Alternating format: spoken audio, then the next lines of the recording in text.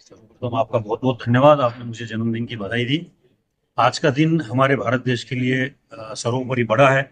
आज 1 फरवरी को हमारे भारत देश का अर्थ संकल्प जो है हमारे फाइनेंस मिनिस्टर जो है वो सादर करते रहते हैं। मुझे आज अति प्रसन्नता है कि जिस हिसाब से वो लाइव बजट हमने आज यहाँ पर देखा है, तो जिस जिस प्रोविजंस के ऊपर हमारे असेसिस की बोलो या भारत देश के जनता की जो एक्सपेक्टेशंस अपेक्षाएं रहती थी, वो कहीं कहीं तरीके से हमारे फाइनेंस मिनिस्टर ने, हमारे प्राइम मिनिस्टर ऑफ इंडिया ने कंसिडर की है। हम ये देखते हैं, ये बजट को ध्यान में रख करके देखते हैं कि कोई भी सेक्टर इन्होंने छोड़ा नहीं है। हम ये देखते हैं कि भाई एक व्यापार क्षेत्र तो रहता ही रहता है, ट्रेड सेक्टर रहता है, इंडस्ट्री सेक्टर रहता है, उसके बाद में एजुकेशन ले लीजिए, धार्मिक सेक्टर ले लीजिए, आप एम्प्लॉयमेंट सेक्टर ले लीजिए। जहां जहां उनको कंसिडर करना है, जहां जहां फैसिलिटी उनको देना है, वो ज्यादा से ज्यादा फैसिलिटी देने की हमने यहाँ पे देखा है आज के बजट में। एम्प्लॉयमेंट सेक्टर्स को भी काफी कुछ तवज्जो दी हुई है। आज इंफ्रास्ट्रक्चर डेवलपमेंट्स के अंदर इतना बड़ा प्राविधान उन्होंने दे रखा है कि हर स्टेट को कंसिडर किया है। हम अब देखते हैं कि ये आदरणीय निर्मला सीतारामन जी का ये 9वां बजट है, और हर बजट में कुछ न कुछ नई चीजें वो देते रहते हैं। तो मुझे ये लगता है कि अभी भी जैसा इंफ्रास्ट्रक्चर डेवलपमेंट में बोला है कि अभी तक की हमने सरकारें देखी, वो अपने एरिया को ही फोकस करते हुए नजर आई है।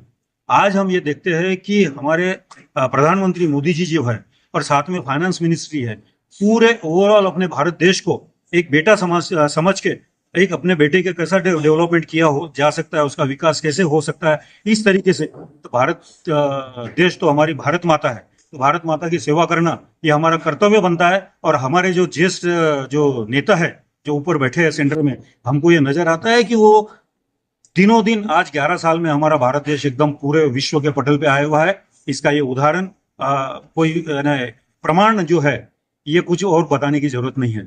तो मुझे लगता है कि ओवरऑल बहुत अच्छा बजट हमारे फाइनेंस मिनिस्ट्री ने दिया हुआ है। अपेक्षाएं तो बहुत रहती है।